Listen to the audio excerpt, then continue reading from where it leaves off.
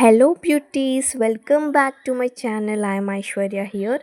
ఇవాల్టి స్పెషల్ వచ్చేసి chicken curry అండి.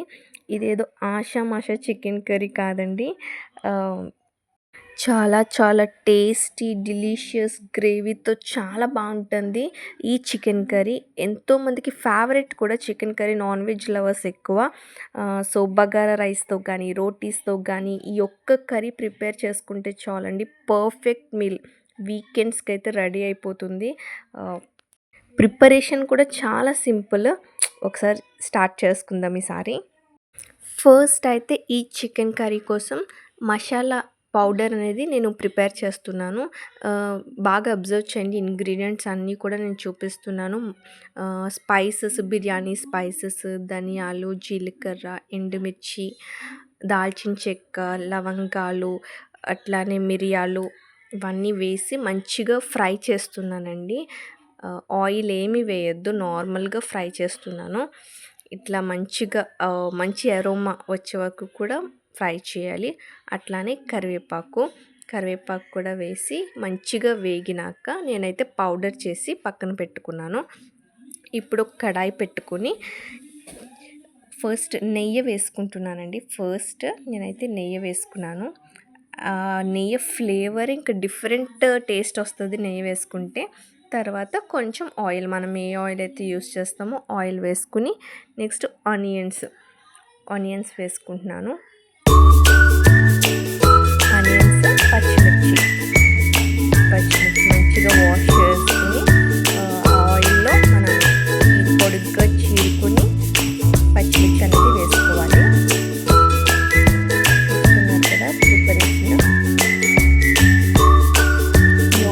ఎంత మంచిగా వేగితే అంత టేస్ట్ అండి. ఆనియన్స్, పచ్చిమిర్చి ఆయిల్లో అయితే మంచిగా ఫ్రై అవ్వాలి.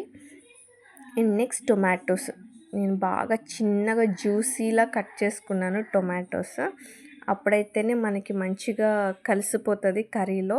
ఆ జ్యూస్ అనేది మనకి ఆ టేస్ట్ అనేది ఉంటుంది.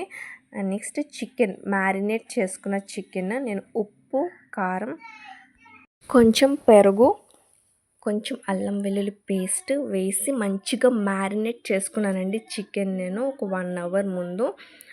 అప్పుడు ఆ స్పైసెస్ అని చికెన్కి పడుతుంది. సో ఆ చికెన్ వేసేసుకున్నాను. నెక్స్ట్ కొంచెం అల్లం వెల్లుల్లి పేస్ట్ కూడా కర్రీలో వేసుకుని మంచిగా మొత్తం అంతా కూడా కలిసేలాగా మిక్స్ చేసుకుంటున్నాను. ఈ మసాలా అంతా కూడా చికెన్కి పట్టేలాగా మంచిగా మిక్స్ చేసుకుని ఒక 5 మినిట్స్ పాటు మీడియం ఫ్లేమ్ మీద మనం మూత పెట్టుకుని ఫ్రై చేసుకోవాలి. అండ్ నెక్స్ట్ వచ్చేసి కారం. ఇక్కడ నేను నార్మల్ కారం యూస్ చేయట్లేదండి. ఆశీర్వాద్ కారం, ఏమంటారు, కూర కారం అంటారు చూసారా, అది నేను యూస్ చేస్తున్నాను. అస్సలు చాలా టేస్ట్ ఉంటుందండి నార్మల్ కారం కన్నా. ఈ కర్రీ కారం యూస్ చేస్తే చాలా టేస్ట్ వస్తుంది కర్రీకి. ఇప్పుడు మంచిగా కారం అంతా కూడా మిక్స్ చేసుకుని మనకి ఆయిల్ అనేది పైకి తేలే వరకు కూడా మంచిగా ఉండాలి, కలుపుకోవాలి. అండ్ నెక్స్ట్ సాల్ట్ కూడా మనం చెక్ చేసుకుని సాల్ట్ వేసుకోవాలి.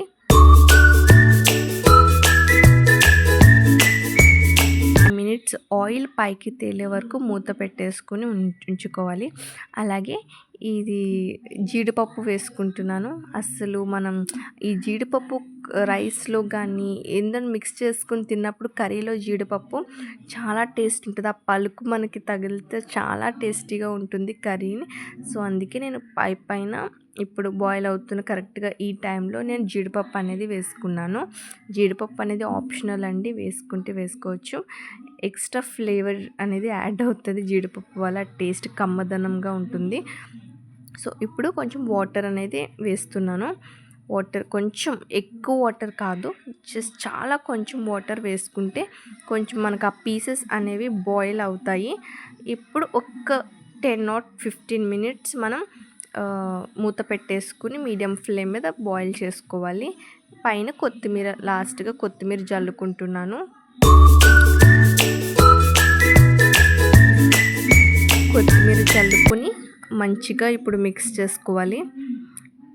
చేసుకుని ఇప్పుడు ఈ టైంలో వాటర్ వేసాం కాబట్టి ఈ టైంలో ఏమైనా సాల్ట్ ఏమైనా పడుతుందేమో టేస్ట్ చేసుకొని మనం సాల్ట్ అడ్జస్ట్ చేసుకోవాలి మన టేస్ట్ని బట్టి. ఇప్పుడు మెయిన్ ఇంగ్రీడియంట్ అండి, మనం ఏదైతే స్టార్టింగ్లో మసాలా పౌడర్ అనేది ప్రిపేర్ చేసుకున్నామో అది జస్ట్ 1 or 2 స్పూన్స్ మన స్పైసీనెస్ని బట్టి ఇప్పుడు యాడ్ చేసుకోవాలి. అండ్ చికెన్ పీసెస్ కూడా మనకి అది బాయిల్ అయినాయా లేదా అని టెస్ట్ చేసుకుని దాన్ని బట్టి వాటర్.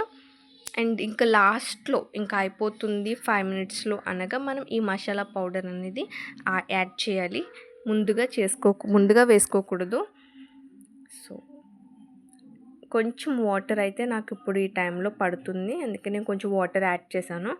మనం వాటర్ చూసుకుని యాడ్ చేయాలండి, ఎక్కువ వేసేసుకుంటే మళ్ళీ ఆ టేస్ట్ అనేది మనకి మిస్ అవుతుంది.